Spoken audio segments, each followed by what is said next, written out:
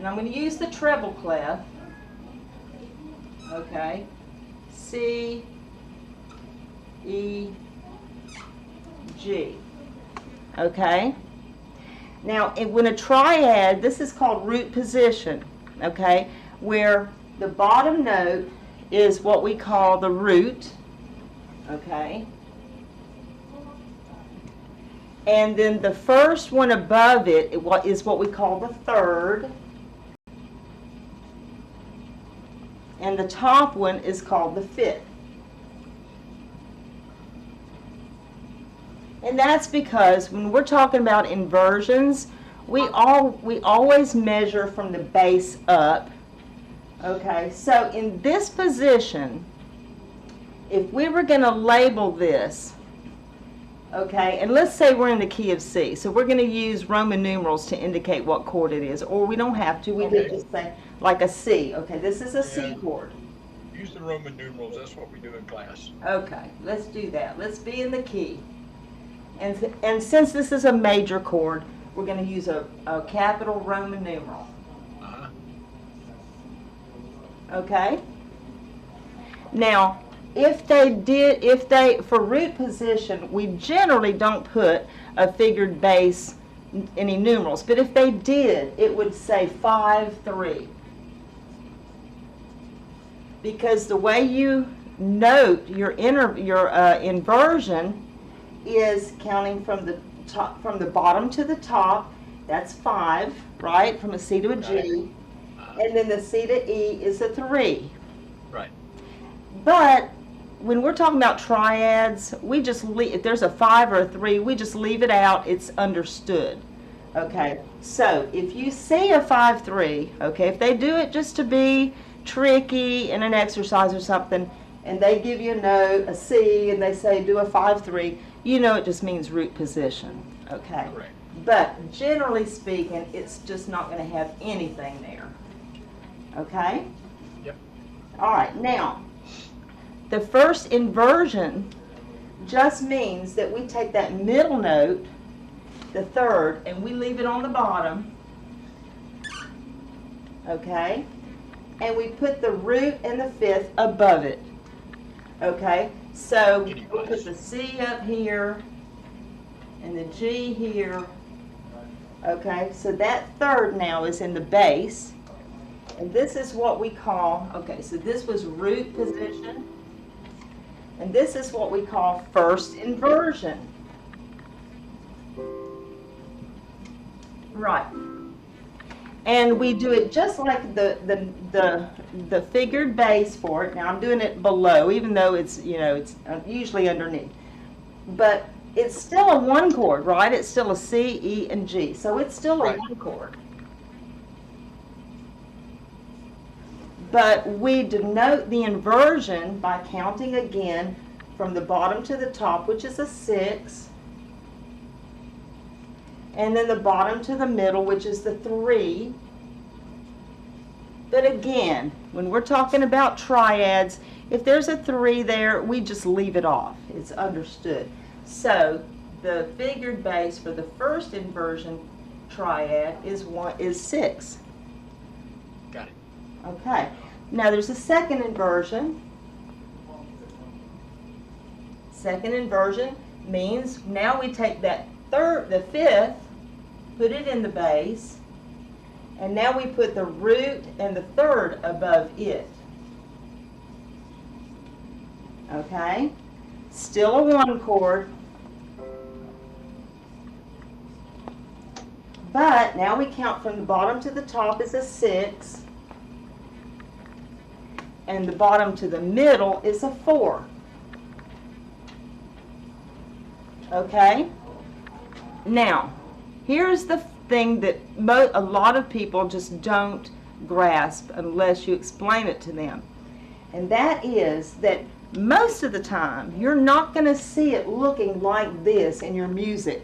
You're not going to have it squished together where you, in what we call closed position, where you can actually count them up, okay? So here's what I want you to grasp from this. If you see a 6 here, that just tells you that that middle note here is the one that's in the bass. Okay? Yep. So, if they give you an E, just an E by itself, and they say it's a 6, and they tell you to make the rest of the chord, you know that's the middle note of the triad, right? It's first Right. inversion means the middle note is in the bass. The third is in the bass. So that means we know we've got one below it, which is a C, and a G above it. So we can figure out what the chord is by looking at the inversion, because we know that if it's a 6 here and it's a triad, assuming it's a triad, that means this is the third note of the triad. So if the E is the third note of the triad, which means middle, okay, when we say third, it's really the middle note. Right. Then we know we got one under it and one above it, right? So in your scratch paper, you'll draw your little C and your E, but really we just put them up above it. And you can put the C here if you want to. You could put the G up here.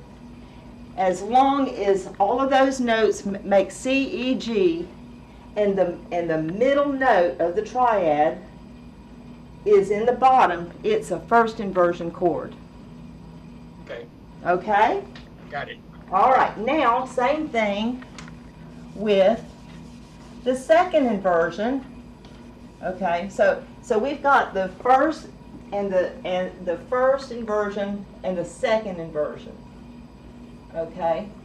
Now, if we're thinking about in real life, okay, so let's say we're doing a hymn, and it's got,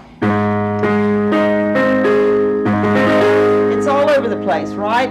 It's an A, I'm telling you right now, it's an A flat, C, E flat, but they've got the A flat in the bottom, and they have the A flat and they have the C, doesn't matter, as long as when you stack that thing up, and it's A flat, C flat, E flat. If that A flat is in the bass, it's root position. So if we're thinking about when the roll is called up yonder, okay? That's all root position. But now in the hymnal, you'll notice that in the last beat of that measure, they're going to go, and they move that bass note to a C. It's still an A flat, C, E flat chord, but that means this is a first inversion A flat chord because the C is in the bass. We don't care where all those other notes are. They could be scattered all up and down in a huge chord, but we look at the bass note and we figure out which note of the triad it is. If it's the root, it's in root position. If it's the middle note of the triad, it's first inversion, which is the 6. And if the top, if they, next to last measure of when the roll is called up yonder, it's going to have,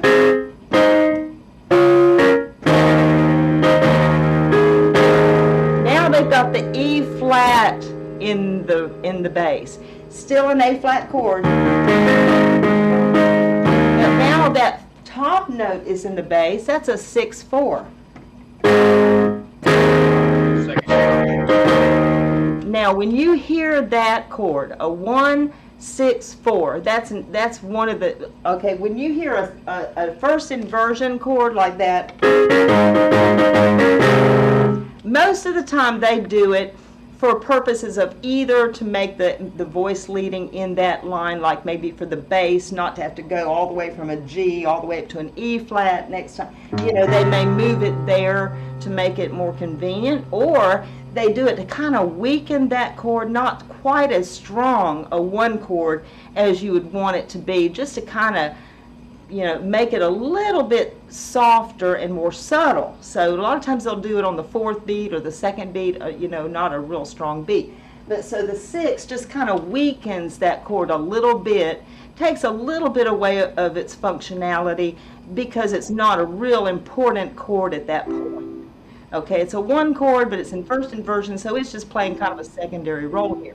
But if they put that top note in the bass, most of the time it's going to have the function of, listen to this again, does don't you feel like there are 2 more chords coming? Yeah. That Setting something one, up. that 1-6-4 chord comes usually before the 5-7 chord, and the 5-7 chord is the one that establishes our key. Usually you're going to end your piece with the 5-7, so that you expect that 5-7 to come next, and then the 1. Okay, so just be aware that the 1-6-4 chord is a special chord, that it usually strengthens that last cadence from 5 to 1. But you can tell it's you just stack up the triad, A flat, C, E flat, and notice that E flat is in the bass. That's a 6-4 chord, and usually it's going to lead to a 5 chord. Okay? All right. Any questions about triads in their inversions, about how you note those? Nope. Okay. That works for any chord in any key. In As any long as key. it's a triad, no matter what. That's correct. You stack If them you up like that to establish what notes are in the chord. and we don't care if it's major. If I make this a minor 1 or whatever, or a 6 in whatever other key, it's still, you put it in thirds. And when I say in thirds, we don't care if it's minor thirds, major thirds, augmented thirds, anything. We're talking about the letter names, C, a space, E, space, G. That it's got to be 3 different letters that are a space apart. Could be 3 space ones, D, F, A, and we don't care if it's major or minor or what it is. If you stack it up in those thirds, then you notice which of the notes is in the bass, and whichever note in the bass is what determines what inversion that chord is. Good. Okay? Now, that's also the case for our 7th chords. And just for fun, I'm going to pick the 5-7 chord that we just talked about. We're in the key of C. So your 5 chord is G. That's right. A G, and a B, and a D, and an F. F. That's the one that always wants to go back to that 1 chord. Okay? That is the most common tool. The 5-7 chord is the one. It's a major 7th, major triad on the bottom, minor 7th on the top, and it occurs naturally in a major key. You don't have to put any flats or sharps to get one. If you're on the 5 chord and you just use the key signature that comes with the key, it's going to be a 5-7 chord, and it's going to want to lead to the 1. Okay? Yep. So here again, we've got, this is root position. This is the root. This is the root of the 1. This is the 3rd. This is the 5th. And this is the 7th. Okay? Yep. So the way we show that it's in root position is just putting a 7 there. If we see 1, 7, we can assume that if we take all the notes in that chord, I don't care where they are, there may be 15 of them, but if they come down to stacking up into 4 notes in thirds,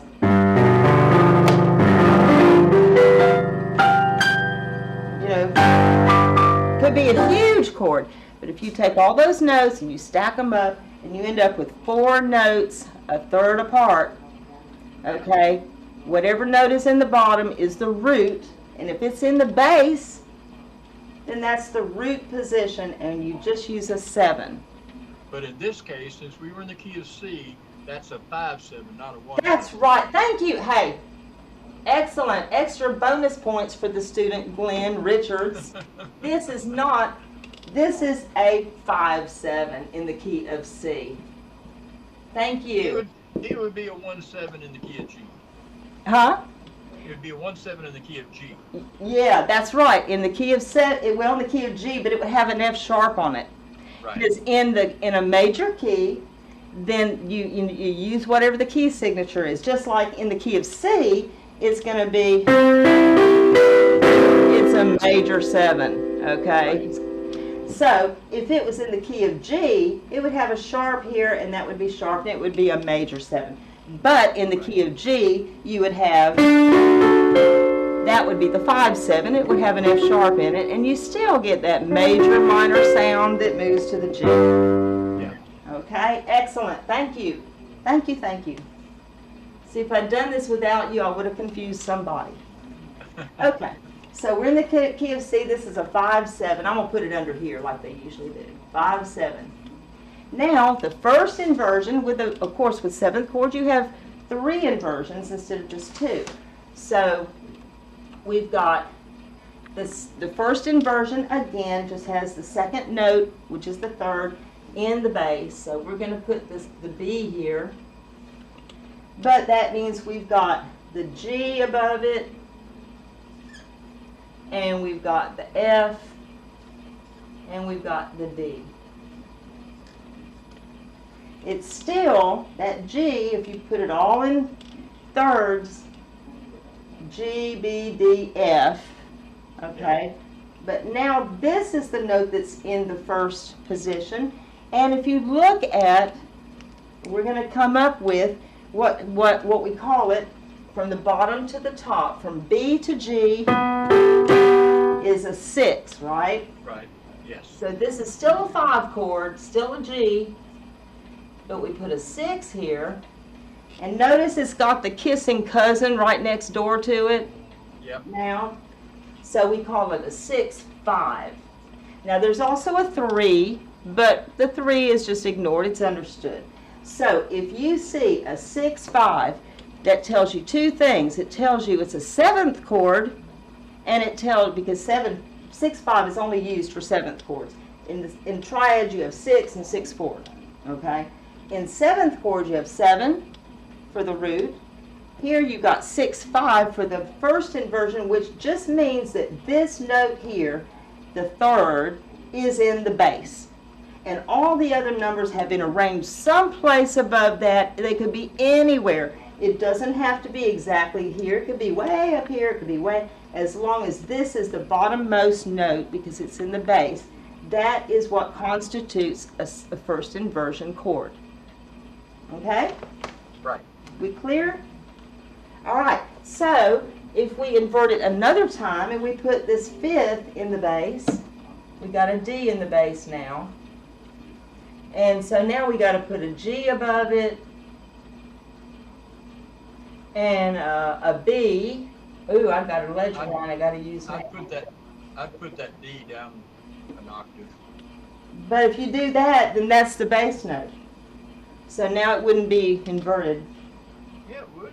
Well, okay, so yeah, exactly. If we put the D down here, Right. it's still a D. It's still Let's a do D. that. Let's do that. It doesn't have to go up. It can just be, that's a D, that's a D. Yep. Good point. Doesn't matter what octave it is. That's a D. So Fine. now let's put a G above it. And we have an F that needs to, oh, and wait, we've got the D, and we need an F, a G, and an E. So here's our F. No, wait. You can put it up way up top. Okay, we've got, all right, we've got a G, B, D is on the bottom. We have a G and a D and an F. A G and a G, F, and a G and a B. G, B, and F. Or the F could be at that top line. Right. So now we've got G, B, G, B, D, F. They're all accounted for. And the 5th, the D, is in the bass. So now if we've got it all in closed position, this is a 6. Okay, so here we got a 5. In this case, we don't put the 6 there because that if we do that, we've got 3 different inversions that share a 6. So we're just going to put it in this one. This one, what we do is we use this part here. We use 4 and 3. D to F is a 3. So it's really a 6, 4, 3. But just to just to narrow it down to 2 of them, we do it like this, just 4, 3. So you see a 4, 3, that tells you that we're dealing with a 7th chord, which is 4 notes stacked on top of each other, and that this next to top note is in the bass, and these other 2 have been stacked up someplace above it. Right now they're real close above it, so you can see that figured bass. But a 4, 3, if you just memorize, 4, 3 is the second inversion of a 7th chord. So if somebody gives you a note and they say that's a 4, 3, then you know you've got 2 thirds under it and 1 above it. Okay, so if they give you, let's say, a C, they give you a C and it says 4, 3, and they say fill in the other notes. Well, we know that this is the 3rd note. It's the 5th in a 7th. So we know we've got 1 below it, another 1 below it, and 1 above it. 1 above it, right. So that means we've got an F and an A and an E that we've got to move up here somewhere. Yeah. F and A. Okay? Oops, sorry. So the 4, 3 is what tells you which note is in the bass and that it's a 7th chord. So you can figure out the rest of the chord just by thinking, okay, if this is the 3rd note, then what are the 2 below it and the 1 above it, and how can I arrange them above it and keep that one in the bass? Okay? Yep. So this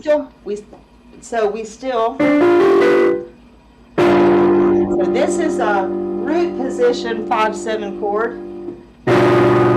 This is a first inversion. I just put a B, extra B down. And then here is a it was first inversion, second inversion with a D. Okay? Now I've got 5 notes in the chord. It doesn't matter because if you write them all down, it's still D, B, D, F, and I just put an extra D in the bottom. Putting that extra D on the bottom is what makes it a 4, 3. Makes it a second inversion chord. Yep. Now, even if you don't see any kissing cousins there, if the F and G aren't right beside each other, doesn't matter. As long as when you stack them all up, you have 4 notes a third apart, and if this note is in the bass, okay? And now we've got the last inversion. Okay, so this time we're going to put the F down in the bottom. Okay, F in the bottom. So we have a G and a B and a D. So let's put the G here, and the B, and the D.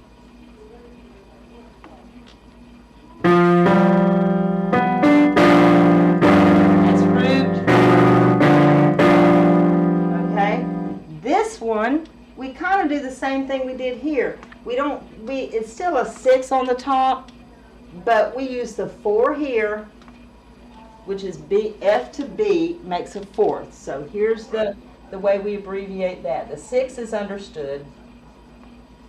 And then a 2 here, because that's just a second, an interval of a second. Okay?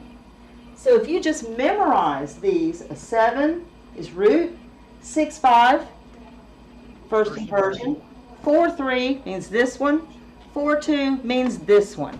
And then if they give you this note, and they say it's a 4, 2, then you just count down to another third. That gives you the other notes that you got to move up above it.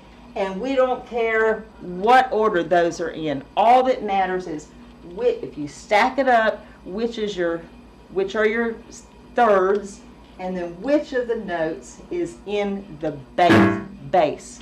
And whatever note is in the bass is what determines the inversion that chord is in. Okay? We good? Yep. Any questions? Nope. I got my little chart that looks just like that. All right, good deal. Okay. And if anybody has any questions,